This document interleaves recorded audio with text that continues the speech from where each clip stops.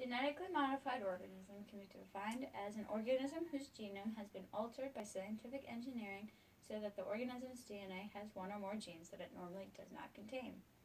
I have researched, presented, and organized a whole bunch of different projects over the years for different class projects and schoolwork assignments.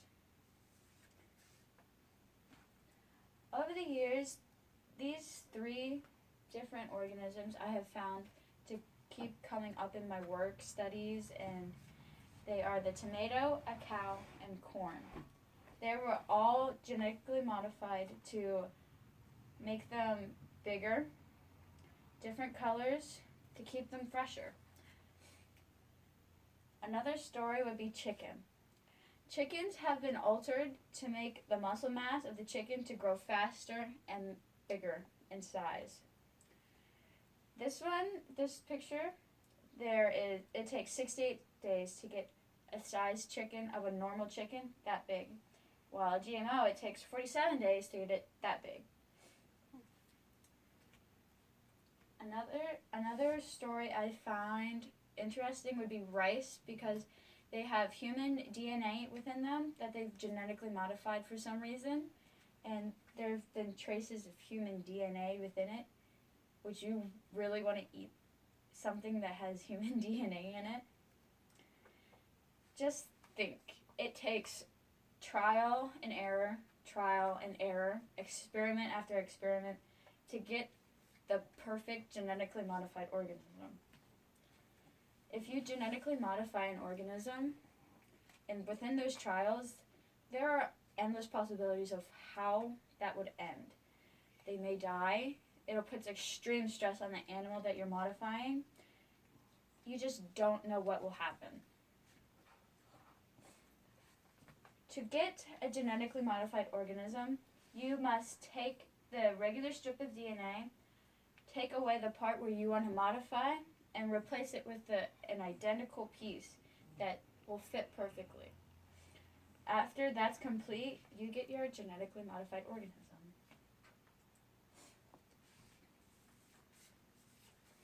Different countries such as Russia, Peru, Madagascar, and Kenya have all banned the cultivation and trade of GMOs.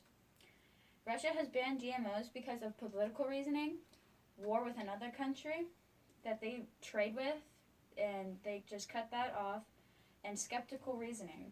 They too question why we are modifying our food to look the way it does, to make it better, more healthier, and just why would we want to do that? We don't know the possible outcomes in the end. On the other hand, GMOs can be healthier.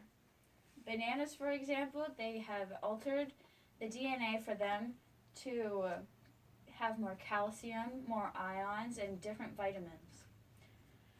Some other organisms were altered to withstand harsh weather conditions. Rice, wheat, cotton, and tomatoes have all been altered to withstand different temperatures, climate changes, heat, weather. It's just they've all just come together and to withstand different weather conditions that they normally do not contain. Another reason why GMOs can be good would be that they have pesticide within them. This ultimately reduces the pesticide usage within all of the countries that use pesticides for GMOs, regular plants, and crops in general. Altogether, GMOs are organisms that have altered DNA to better its taste, size, and even look. They are unhealthy and unnatural to not only the eye, but the organism itself. They can be cruel because it takes trial and error. And after so many trials and you don't get it right, just imagine of all the animals that scientists have killed and stressed out over the time that they've tried their experiments. They are unhealthy because they alter food's DNA, and it could cause different side effects to each person that consumes them. Any questions?